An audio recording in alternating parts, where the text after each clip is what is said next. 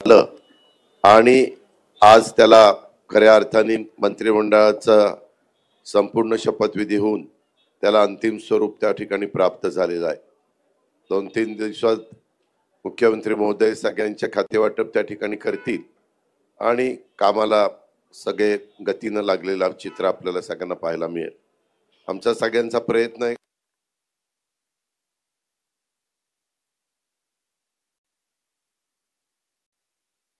पात्र राहून कशा प्रकारे या महाराष्ट्राचा सर्वांगीण विकास करता येईल हाच प्रयत्न आम्ही सगळेजण करणार आहोत आणि त्याच्यामध्ये कुठली काही अडचण येईल असं आम्हाला तरी काही वाटत नाही। विरोधक जरी संख्येने कमी असले तरी महाराष्ट्राच्या दृष्टिकोनातनं महत्त्वाचे प्रश्न तिथं चर्चेला आले तर त्याच्याबद्दल व्यवस्थितपणे महाराष्ट्राच्या हिताच्या ज्या गोष्टी असतील तशा पद्धतीनं त्याची उत्तरं तिथं दिली जातील। प्रश्नोत्तराचा तास नसला तरी वेगवेगळी आयुध वापरून विरोधकांना विरोधी पक्षातल्या सन्माननीय सदस्यांना वेगवेगळे प्रश्न विचारता येतात हे आपल्याला देखील पत्रकार मित्रांना माहिती आहे आणि त्याच्यामुळं आम्ही कदापि आम्हाला प्रचंड अशा प्रकारचं बहुमत आहे म्हणून कसंही रेटून आपलं सभागृह चालवायचं असं कदापि आमच्याकडनं होणार नाही। ती भूमिका मुख्यमंत्र्यांनी सुरुवातीला स्पष्ट केलेली आहे आणि आमचंही सगळ्यांचं त्या भूमिकेशी समर्थन आहे। एक महाराष्ट्रामध्ये परंपरा आहे की नेहमी विरोधकांना थोडा रिस्पेक्ट ठेवून काम करायचं असतं। विरोधकांनी पण त्या पद्धतीनं प्रश्न मांडायचे असतात, प्रश्न विचारायचे असतात, साधक बाधक चर्चा करायची असते। बिलाच्या संदर्भामध्ये देखील ते बिल जर पास झालं तर राज्याला त्याचा कितपत बेनिफिट मिळणार आहे, जनतेला किती त्याचा फायदा होणार आहे, या सगळ्या गोष्टीची शहानिशा ही दोन्हीकडनं त्या ठिकाणी केली जाईल। आम्ही कधी त्यांना कुठेतरी ते अतिशय कमी संख्येने म्हणून त्यांच्याकडे दुर्लक्ष करायचं अशा प्रकारची बाब ही आम्हा महायुतीच्या सरकारकडनं अजिबात होणार नाही। ही ग्वाही देखील या पत्रकार परिषदेच्या निमित्तानं आपल्यालाही ती देतो आणि आपल्या मार्फत राज्यातल्या पण जनतेला देतो आणि जे विरोधी पक्षाचे सन्माननीय सदस्य आहेत त्यांनाही या निमित्ताने देतो। अधिक न बोलता मी इथंच थांबतो। धन्यवाद।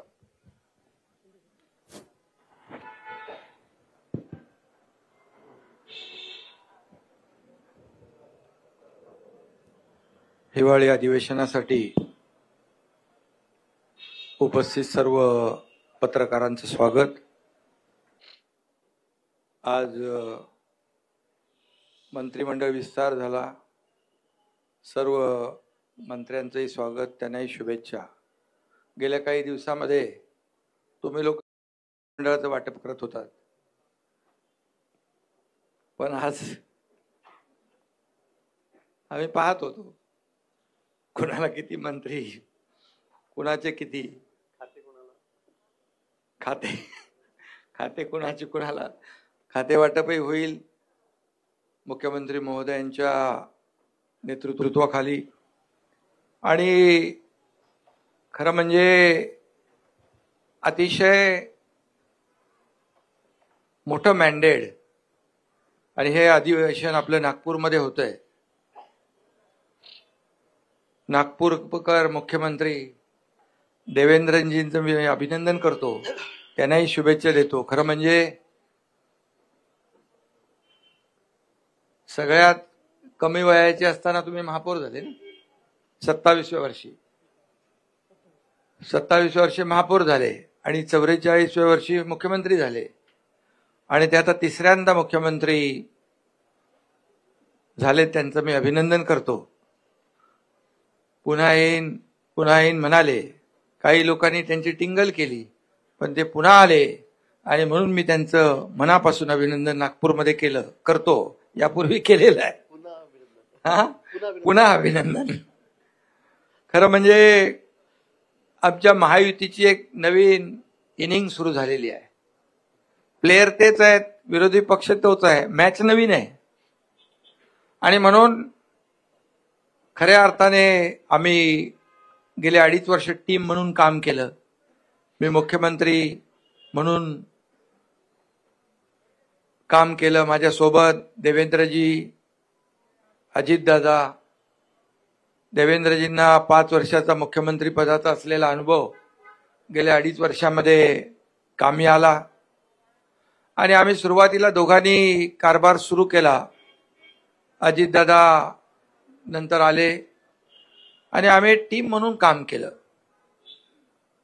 आणि खऱ्या अर्थाने आपल्यालाही माहित आहे, मी सभागृहात देखील म्हणालो की जसं ते पुन्हा येईन म्हणाले तसं मी त्यावेळेस म्हणालो होतो की आम्ही दोघं मिळून 200 आमदार निवडून आणणार आणि नंतर तर पुढचे 232 आलेत आपले, 37. मग ते अजितदादा आल्यामुळे आपलं बोनस. आणि म्हणून आम्ही जे म्हणालो ते जनतेने देखील आमच्यावर विश्वास टाकला आणि लँडस्लाईड मॅन्डेट आम्हाला मिळालं. त्यामुळे आमची आता जबाबदारी वाढलेली आहे. जनतेच्या प्रती आम्ही उत्तरदायित्व आहोत आणि खरं म्हणजे विदर्भामध्ये हे अधिवेशन होतंय आणि विदर्भाला देखील आम्ही 2.5 वर्षामध्ये न्याय देण्यासाठी अनेक निर्णय घेतले आणि आमचं मिशन एकच आहे की मिशन समृद्ध महाराष्ट्र. संपूर्ण गेल्या 2.5 वर्षामध्ये आपण पाहिलं की महाविकास आघाडीने जी थांबवलेली विकास कामं ती आम्ही त्याला गती दिली, जी देवेंद्रजींच्या काळामध्ये सुरू झाली परंतु नंतर ते प्रकल्प बंद पडले. ते फार म्हणजे शेतकऱ्यांच्या हिताचे, जनतेच्या हिताचे प्रकल्प होते, परंतु आम्ही त्याला चालना दिली. त्याची काही उद्घाटने आदरणीय प्रधानमंत्री महोदयांच्या शुभ हस्ते झाली आणि एकीकडे विकास आणि दुसरीकडे लोककल्याणकारी योजना याची सांगड आम्ही घातली. आणि मला अभिमान आणि आनंद आहे की आमच्या टीमचा की लोकांनी देखील आमच्या कामाची पोचपावती दिली आणि तुम्हाला सगळ्यांचे अंदाज फोल ठरले. अनपेक्षित असा विजय, दैदिप्यमान असा विजय आम्हाला मिळालेला आहे. आणि जसं मला देवेंद्रजींनी खंबीर पाठिंबा दिला, ते उपमुख्यमंत्री होते आणि मला मुख्यमंत्री म्हणून त्यांनी पाठिंबा दिला, नंतर अजितदादांनी दिला, तसाच हा एकनाथ शिंदे देखील देवेंद्रजींच्या पाठीशी खंबीरपणे उभा राहील. कारण तुम्ही रोज काहीतरी सांगता, नाराज आहे काय. आता नाराज आणि खुशी आनंद कसा काय व्यक्त करायचा त्याचं एक डेफिनेशन पण तुम्ही सांगायला पाहिजे. आणि म्हणून आमच्या टीममध्ये आम्ही सगळे एक टीम म्हणून काम करणार आहोत आणि आम्ही तिघं आणि आमचं मंत्रिमंडळ जे आहे हे राज्यातल्या जनतेला आम्ही, आमची जबाबदारी आहे त्यांच्या प्रती, आम्ही अनसरेबल आहोत त्यांना. आणि म्हणून चांगलं सरकार या ठिकाणी, लोकाभिमुख सरकार आणि जे गतिमानतेने आम्ही निर्णय घेतले तसेच गतिमानतेने निर्णय यापुढे आम्ही घेऊ. आणि खऱ्या अर्थाने या ठिकाणी एक लोकाभिमुख सरकार, एक सर्वसामान्यांचं सरकार म्हणून आम्ही म्हणत होतो. सर्वसामान्यांचं सरकार कसं असतं हेही आम्ही दाखवून दिलं आणि लोकांसाठी आम्ही अनेक निर्णय घेतले. 2.5 वर्षामध्ये आमच्या कामांचा स्ट्राईक रेट महायुतीचा देशात नंबर 1 होता आणि म्हणून आमच्या 2.5 वर्षातल्या ऐतिहासिक कामाला जनतेने स्वीकारलं आणि विरोधकांना जनतेने नाकारलं, ही देखील वस्तुस्थिती आहे. आणि म्हणून निवडणुकीमध्ये देखील जनतेने विरोधकांना त्यांची जागा दाखवली. अगदी विरोधी, मला काही टीका करायची नाहीये, परंतु विरोधकांना देखील विरोधी पक्षनेत्या एवढं संख्याबळ देखील मिळवता आलं नाही, ही देखील वस्तुस्थिती आहे. कारण आपल्याला माहित आहे की लोकसभेच्या निकालानंतर त्यांनी मंत्रिमंडळ तयार करून टाकलं होतं, मंत्री कुणाला, मुख्यमंत्री कोण, काय सगळं.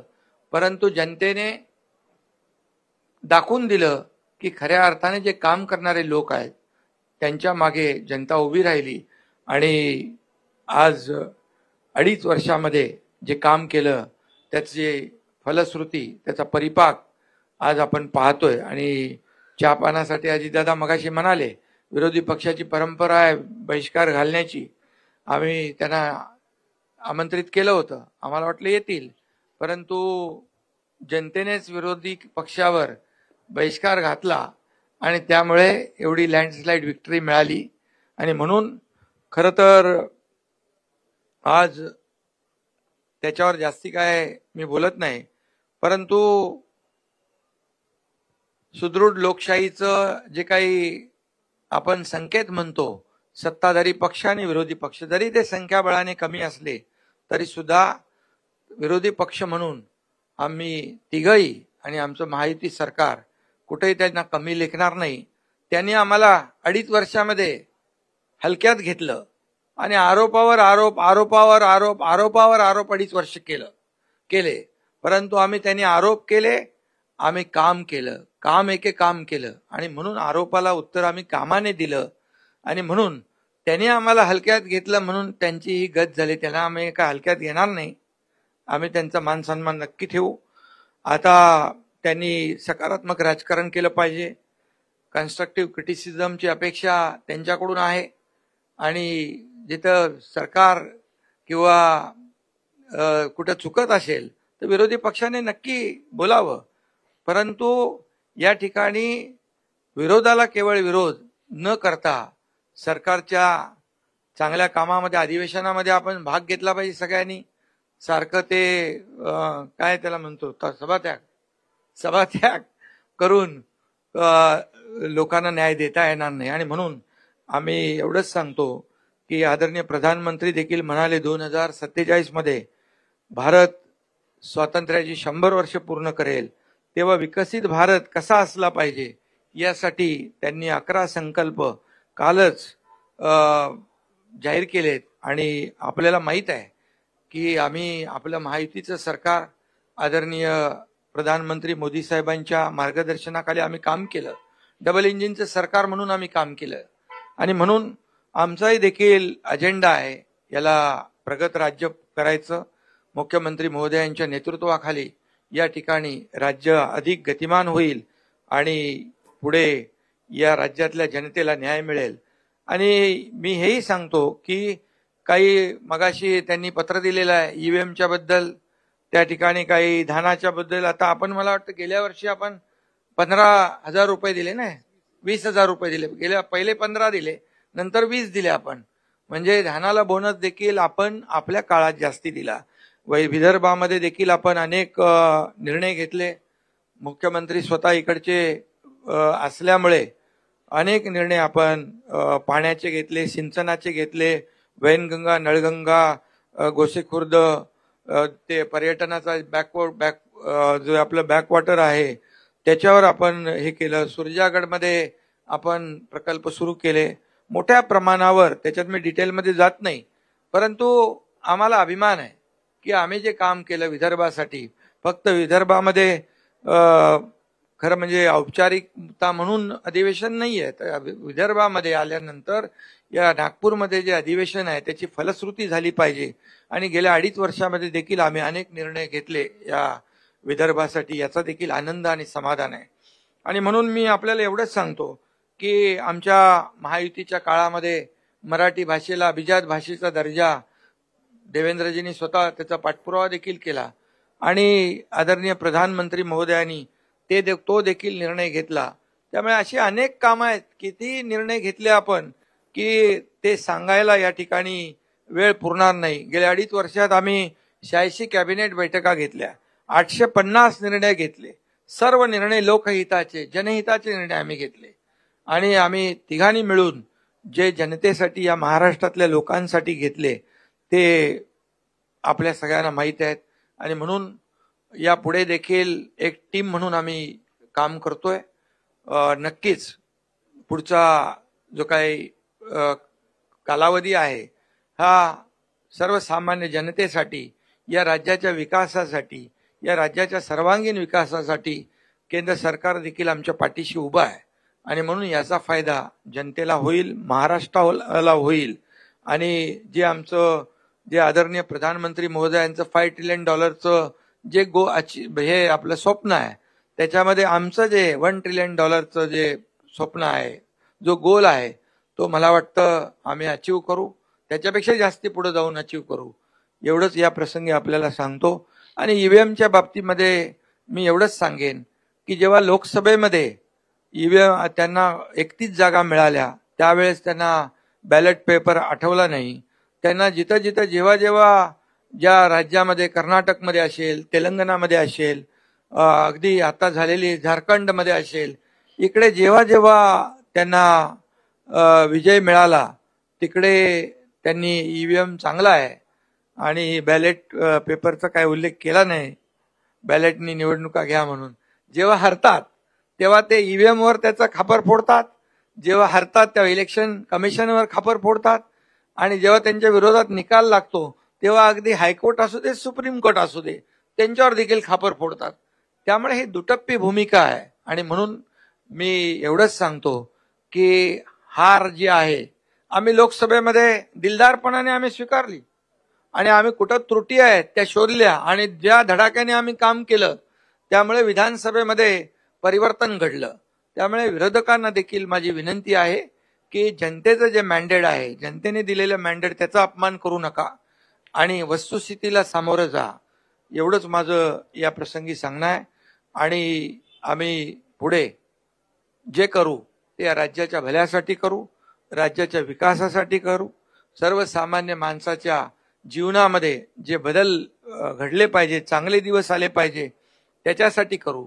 आणि आम्ही जे जे काही शब्द दिलेले आहेत हे शब्द आम्ही पूर्ण करण्याचा पूर्ण प्रामाणिकपणे प्रयत्न करू, कारण आम्ही दिलेला शब्द पाळणारे आहोत आणि त्यामुळेच लोकांनी आमच्यावर विश्वास ठेवलेला आहे. आणि म्हणून सगळ्यांना पुन्हा एकदा शुभेच्छा. मुख्यमंत्री महोदय.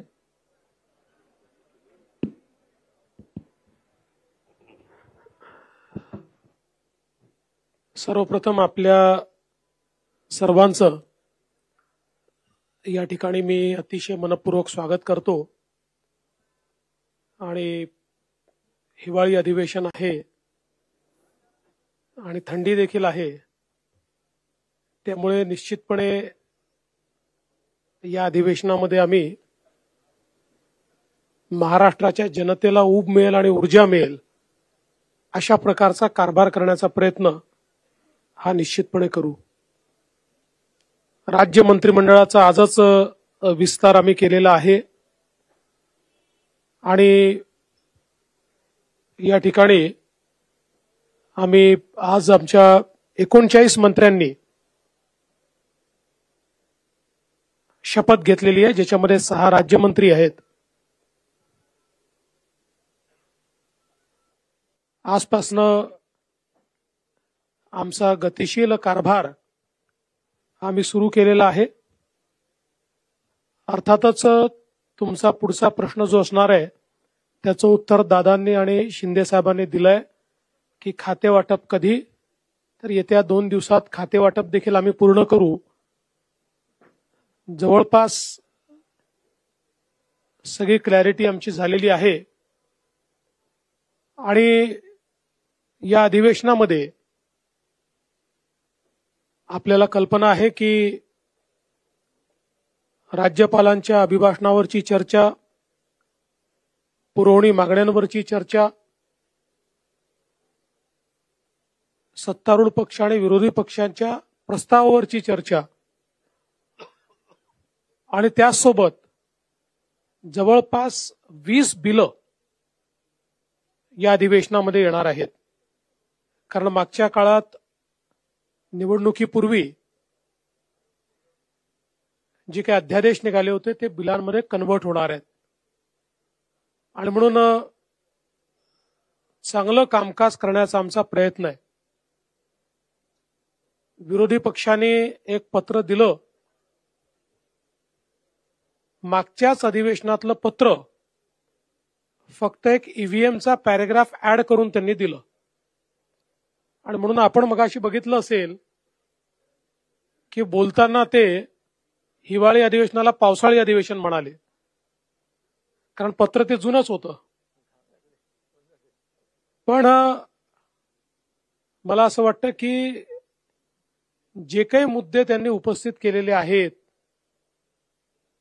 पत्रामध्ये, त्याची उत्तरं वारंवार आम्ही दिलेली आहेत आणि ते जेवढे वेळा उपस्थित करतील तेवढे वेळा त्या प्रश्नांची उत्तरं ही निश्चितपणे आम्ही देऊ. महाराष्ट्रामध्ये एक गतिशील सरकार आणायचं आमचा प्रयत्न आहे. आणि जसं शिंदे साहेबांनी सांगितलं, ईव्हीएमच्या संदर्भात आता एक नरेटिव्ह तयार करण्याचा प्रयत्न ते करतायत. त्याचंही उत्तर चर्चेच्या दरम्यान आम्ही देऊ. पण मला त्यांना सांगायचं आहे की या ईव्हीएमचा अर्थ असा आहे, एव्हरी वोट फॉर महाराष्ट्र. महाराष्ट्रातल्या प्रत्येक व्यक्तीने महाराष्ट्राकरता मतदान केलेलं आहे आणि म्हणून आमचं सरकार हे ईव्हीएमचं सरकार आहे. पण त्या ईव्हीएमचा अर्थ आहे every vote for magnetic Maharashtra. आणि आम्ही तो महाराष्ट्र घडवण्याकरता या ठिकाणी पुढच्या काळामध्ये कारभार हा निश्चितपणे या ठिकाणी करू. काही उल्लेख त्यांनी केलेले आहेत, ज्याचं उत्तर आता शिंदे साहेबांनी दिलं. खरं म्हणजे मी आकडेवारी सभागृहात सांगेन, पण आपल्याला सांगतो की सोयाबीनच्या खरेदीमध्ये यावर्षी आपण गेल्या 15 वर्षाचे रेकॉर्ड तोडले आहेत. इतक्या मोठ्या प्रमाणात खरेदी चाललेली आहे. आणि मागच्या वर्षी सोयाबीन आणि कापसाकरता भावांतर योजना आपण राबवून हमी भावापेक्षा जो काही मार्केट रेट कमी होता त्याचे पैसे दिले, ते शेतकऱ्यांच्या खात्यामध्ये पोचले देखील. दुधाचा विषय असेल, त्याला 5 रुपये 7 रुपये अशा प्रकारे मदत करण्याचं काम आपण केलं. आणि एकूणच शेतकऱ्याच्या पाठीशी आपण उभं राहिलो. धानाच्या शेतकऱ्याला हेक्टरी 20,000 रुपये मदत आपण त्या ठिकाणी केली. आणि म्हणून शेतकऱ्यांच्या पाठीशी ताकदीनं उभं राहणारं अशा प्रकारचं आपलं सरकार आहे. काही घटनांचा उल्लेख देखील या ठिकाणी करण्यात आलेला आहे. परभणीची जी घटना आहे, त्या घटनेमध्ये एका मनोरुग्णाने ज्या प्रकारे भारताच्या संविधानाचा अपमान केला, त्या मनोरुग्णाला अटक देखील करण्यात आली. दुर्दैवाने त्याच्यानंतर एक उद्रेक देखील झाला. मला या निमित्ताने ही विनंती करायची आहे की अशा प्रकारे एखाद्या मनोरुग्णाच्या कृत्यावर असंवैधानिक पद्धतीनं उद्रेक करणं हे योग्य नाहीये. ते बाबासाहेबांना देखील कधीच मंजूर झालं नसतं. मात्र जी घटना घडली ती घडून चुकली आहे. मी एवढंच सांगतो, हे सरकार संविधानाचा सर्वोच्च सन्मान करणारं सरकार आहे. कुठल्याही परिस्थितीमध्ये तसूभरही संविधानापेक्षा वेगळं काम हे सरकार करणार नाही. आम्ही सगळ्यांनी ज्या संविधानाची शपथ घेतली आहे त्या शपथेप्रमाणेच हे सरकार काम करेल, संविधानाचा गौरव करेल, हा विश्वास या निमित्ताने मी देतो. बीड जिल्ह्यातली जी काही घटना आहे, अतिशय निघृण अशा प्रकारची जी काही सरपंचाची हत्या त्या ठिकाणी झालेली आहे, त्या संदर्भात काही लोकांवर कारवाई केली आहे. काहींना सस्पेंड केलाय, काहींना घरी पाठवलाय. 3 आरोपी सापडले आहेत. 4 आरोपी अजून आपण शोधतो आहोत. लवकरच ते सापडतील. केस सीआयडीला दिली आहे. स्पेशल SIT कॉन्स्टिट्यूट करून या केसच्या संदर्भातली सगळी चौकशी आम्ही करणार आहोत. आणि कुठल्याही परिस्थितीमध्ये आरोपी कोणीही असो, कोणीही कुठल्याच आरोपीला या ठिकाणी सोडलं जाणार नाही. अशा प्रकारच्या घटना या महाराष्ट्रामध्ये गांभीर्यानेच घेतल्या जातात आणि गांभीर्यानेच घेतल्या जातील. त्यामुळे SITच्या माध्यमातून सगळे धागेदोरे शोधून काढण्याचं काम हे निश्चितपणे या ठिकाणी आपण करू. खरं म्हणजे 3-4 विषय विरोधकांनी उपस्थित केलेले आहेत. त्या विषयांवर सविस्तर उत्तर हे सभागृहामध्ये आम्ही निश्चितपणे देऊ. मी आज एवढंच सांगतो की ज्याचा उल्लेख आमच्या दोन्ही सन्माननीय उपमुख्यमंत्र्यांनी केला आहे, आमची सगळ्या प्रकारच्या चर्चेची तयारी आहे. विरोधी पक्षाने चर्चा करावी, कुठेही त्यांचा आवाज आम्ही दाबणार नाही, कुठेही आम्ही चर्चेपासून मागे हटणार नाही. फक्त अपेक्षा एवढीच आहे की लोकसभेप्रमाणे चर्चा न करता पळ काढायचा आणि मीडियासमोर केवळ बोलायचं, हे मात्र योग्य आहे असं मला वाटत नाही. उलट हे लोकशाही विरोधी आहे. सभागृहात बोलून मीडियात कव्हर झालं तर ती खरी लोकशाही आहे, पण सभागृहात बोलायचंच नाही आणि मीडियासमोर जाऊन बोलायचं, अशा प्रकारची लोकशाही ते जर चालवणार असतील तर त्यांचा लोकशाहीवर विश्वास नाही असंच आपल्याला म्हणावं लागेल. बाकी सगळ्या प्रश्नांची उत्तरं योग्य प्रकारे आम्ही देऊ, हा विश्वास मी विरोधकांना देखील या ठिकाणी देतो. आणि महाराष्ट्रामध्ये सामान्य माणसाला आणि विशेषतः विदर्भात हे अधिवेशन चालू असल्यामुळे विदर्भाच्या जनतेला देखील जो जास्तीत जास्त दिलासा देण्याचा प्रयत्न करता येईल तो करण्याचा प्रयत्न आम्ही सगळे मिळून करू, एवढाच विश्वास या निमित्ताने मी देतो. आणि विरोधकांना आवाहन करतो की त्यांनी चांगल्या प्रकारची चर्चा सभागृहामध्ये करावी.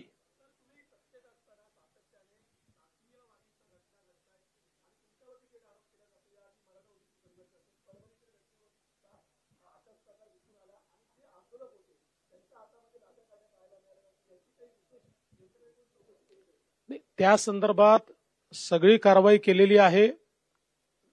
आम्ही पोलिसांना हे सांगितलेलं आहे की आकस बुद्धीने कारवाई करू नका, कोम्बिंग ऑपरेशन वगैरे करू नका, पण जे लोक कॅमेऱ्यामध्ये लाठ्या काठ्या घेऊन तोडफोड करताना दिसतायत, दगडं मारताना दिसतायत, त्यांच्यावर मात्र कडक कारवाई झाली पाहिजे, हे मी सांगितलेलं आहे. आणि तुम्ही जो मूळ प्रश्न विचारला, मला असं वाटतं की मला टार्गेट करण्याच्या संदर्भातला जो विषय आहे त्याचं उत्तर या निवडणुकीने दिलेलं आहे.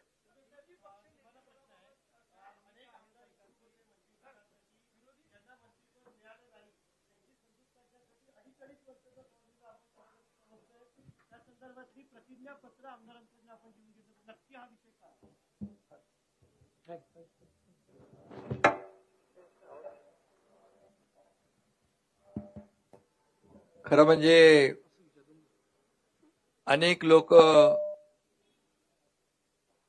त्यांची क्षमता असते,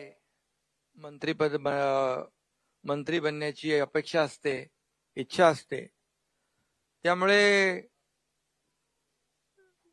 जे काम करू शकतील, कॅपेबल आहेत, आणि कोण ज्यांना दिलं ते त्या क्षमतेचे आहेत, ज्यांना नाही दिलं ते त्या क्षमतेचे नाहीत, असं नाहीये.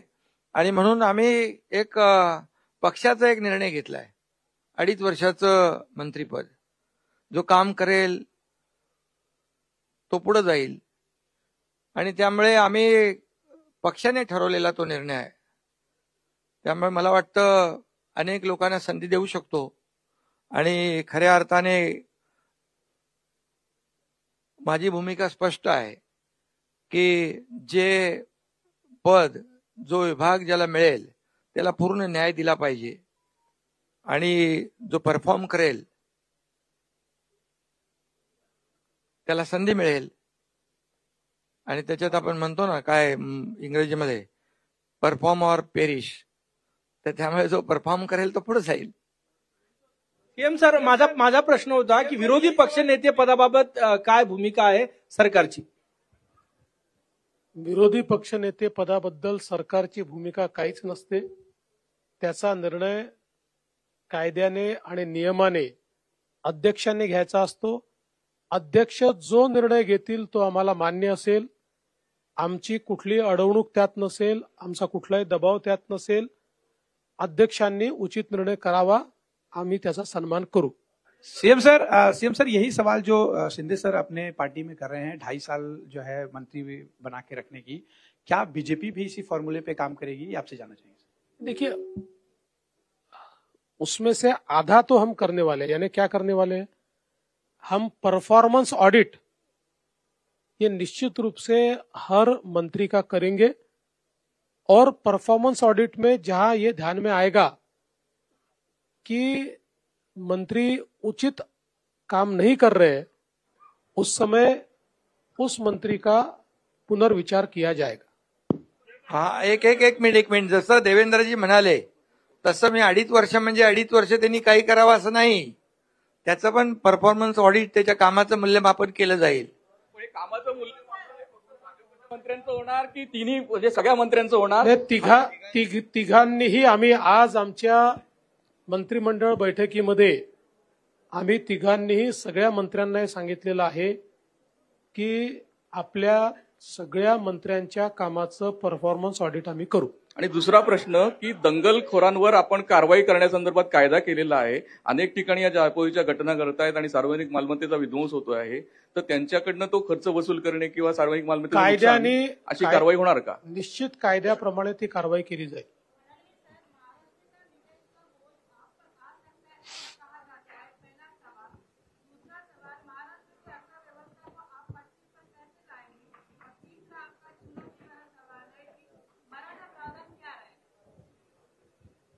तुम्ही वाट बघा, या तिन्ही विषयांवर आम्ही योग्य कारवाई करू। महाराष्ट्राची अर्थव्यवस्था ही चांगलीच आहे। आम्ही जे काही योजना आता केलेल्या आहेत त्या योजनाचा बोजा हा निश्चितपणे अर्थव्यवस्थेवर पडेल, त्याचं योग्य मॅनेजमेंट करण्याचा प्रयत्न आमचा असणार आहे। आपल्या मंत्रिमंडळात साधारण 40% चेहरे हे नवीन तरुण आहेत, त्याचवेळी काही जुने जाणते आणि एक्सपिरियन्स लोकांना आपण सुट्टी केलेली आहे, त्याच्यामुळे मागे काय खास धोरण आहे का? नाही, आमचा प्रयत्न असा आहे की हे मंत्रिमंडळ एक सर्व प्रकारचा चेहरा याच्यामध्ये दिसला पाहिजे।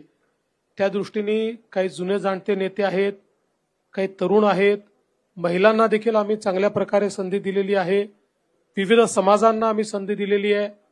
ओबीसी समाज असेल, मराठा समाज असेल, धनगर समाज असेल, आदिवासी समाज असेल, एससी समाज असेल, विविध समाजांना देखील आम्ही प्रतिनिधित्व दिलेलं आहे। सर्व समावेशक अशा प्रकारचं मंत्रिमंडळ तयार करण्यात आले।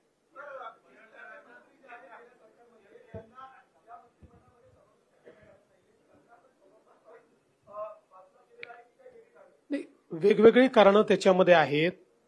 अनेक वेळा काही मंत्र्यांना याकरता घेण्यात आलेलं नाही। मी भाजपचं सांगतो आमच्याकडे की पक्षाने त्यांना काही वेगळी जबाबदारी द्यायचं ठरवलेलं आहे। आपल्याला कल्पना आहे बीजेपीमध्ये अनेक वेळा आम्ही जर कोणाला जबाबदारी पक्षात द्यायची असेल तर त्यांना मग मंत्रिमंडळात स्थान देत नाही। काही असं देखील असू शकतं की काही जे मंत्रिमंडळातून ड्रॉप झाले आहेत त्यातले काही परफॉर्मन्समुळे देखील ड्रॉप झालेले असू शकतात।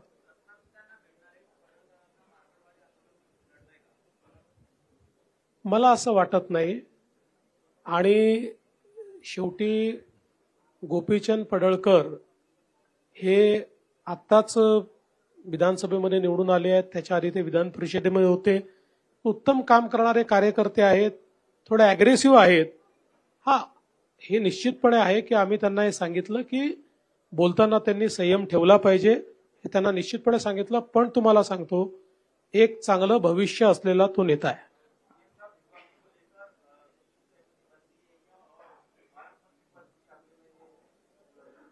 विभागों को लेकर हमारी करीब करीब सहमति बन चुकी है और इसीलिए मैंने कहा कि हम अब उसका जो बांटअप है वो अगले 1-2-3 दिन में कर लेंगे।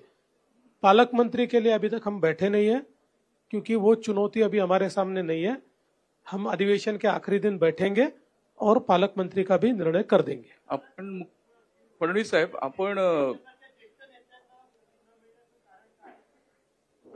महत्वाची जबाबदारी त्यांच्यावर द्यायची।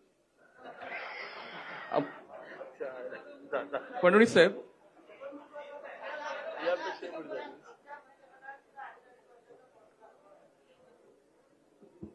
अडीच महिन्याचा पण असू शकतो।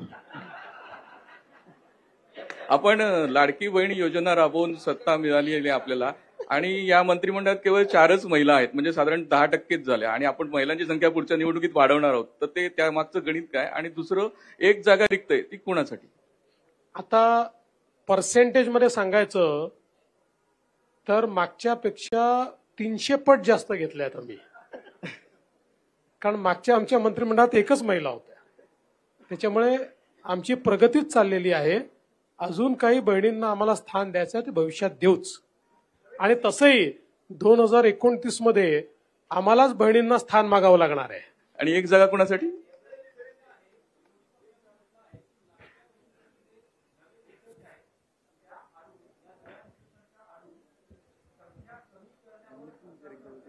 माझं विरोधी पक्षाला आव्हान आहे की नवीन निकष कुठले आहेत त्यांनी सांगावे. कुठले नवीन निकष आहेत ते त्यांनी सांगावे, एवढं माझं त्यांना खुलं आव्हान आहे. देवेंद्र भाऊ, सभागृहामध्ये तुम्ही अनेक वेळा सांगितलं होतं, उदाहरणार्थ औरंगजेबाच्या संदर्भामध्ये जी काय आंदोलनं झाली होती, घोषणा झाल्या होत्या, त्यावेळेला तुम्ही सांगितलं होतं याच्यामागे काही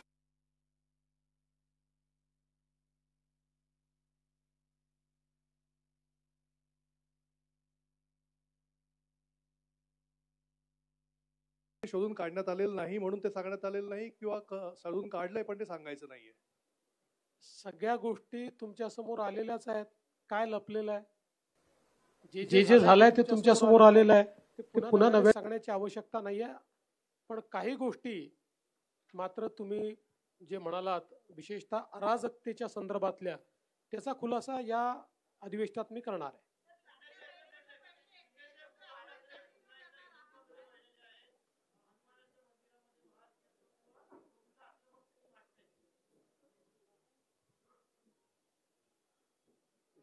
आता खरं म्हणजे हे उशिरा सुचलेलं शहाणपण आहे. काय हिंदुत्व काय टी शर्ट आहे का तो बदलता येतो? अरे बाबा, त्यांनी हनुमान मंदिरात जाता हनुमान चालीसा वाचणाऱ्या त्या लोकांना जेलमध्ये टाकलं होतं. आता आम्ही त्यांना काय सांगत होतो? आम्ही बाळासाहेबांचं हिंदुत्व आणि हिंदुत्वाचे विचार घेऊन सरकार स्थापन केलं, तेव्हा आम्ही काय सांगत होतो त्यांना?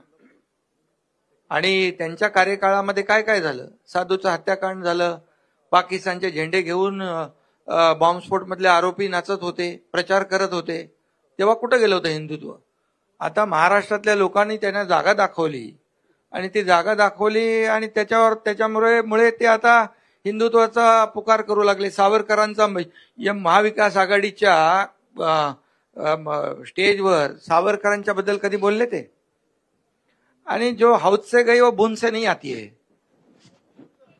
सीएम सर वारंवार विरोधक तुमच्यावर आरोप करतायत की महायुतीमध्ये समन्वयाचा अभाव आहे, समन्वय नाहीये तिन्ही नेत्यांमध्ये, आणि अधिवेशनामध्ये तिन्ही नेते एकमेकांच्या फायली बाहेर काढतील. तुम्हाला कोणी सांगितलंय? संजय राऊत. नाही, अरे बाबा, अच्छा, अरे बाप रे, विश्व काय, आम्ही इथं तिघं बसलो. मला तुमची क्यू येते भाऊ. तुम्ही काय, तुम्ही संजय राऊतच्या म्हणण्यावर प्रश्न विचारता, एवढे सिनियर तुम्ही जर्नलिस्ट, तुमचीच क्यू येते मला. सीएम सर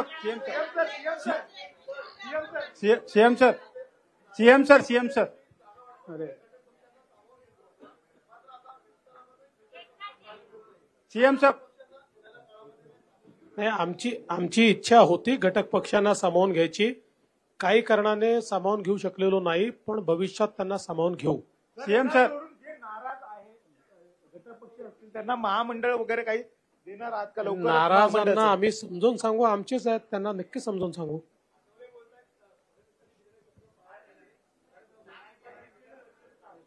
एक जागा अजून रिकामी आहे ना, मंत्रिमंडळामध्ये अजून एक जागा रिकामी ठेवलेली आहे. सीएम साहब, करारानुसार विदर्भात अधिवेशन सुरू होत आहे उद्यापासून. विदर्भ वेगळा विदर्भासाठी काय आपण निर्णय घेणार आहे का?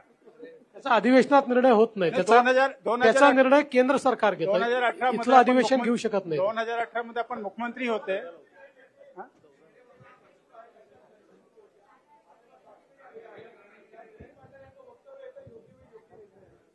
आमच्याकडे पूर्ण बहुमत आहे. आमच्याकडे भरपूर लोक निवडून आलेले आहेत. त्याच्यामुळे आमच्याकडनं तरी आता कुठलाही प्रयत्न नाही. एकनाथजी, प्रश्न असा आहे की आपण म्हटलं हिंदुत्व बदलता येत नाही, पण आता तुमच्या वेळेस घेतलेला हिंदुत्व नाही, टी शर्ट आहे का हिंदुत्व बदलायला, असं म्हणालो मी. आणि महत्वाचं म्हणजे हिंदुत्व तुम्ही कधी खूप बदलूच उत्तम शकत निर्णय नाही. घेतला होता, गोमाता ही राजमाता.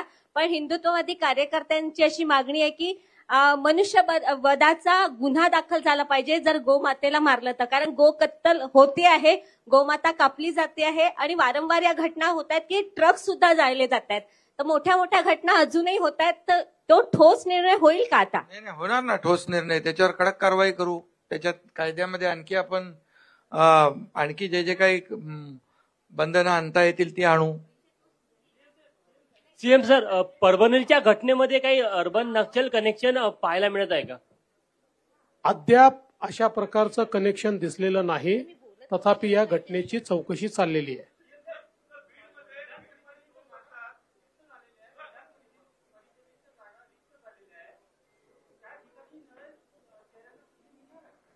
आता तर ते जेव्हा इलेक्शन कमिशन घोषित करेल तेव्हाच आपल्याला ते करता येईल. लास्ट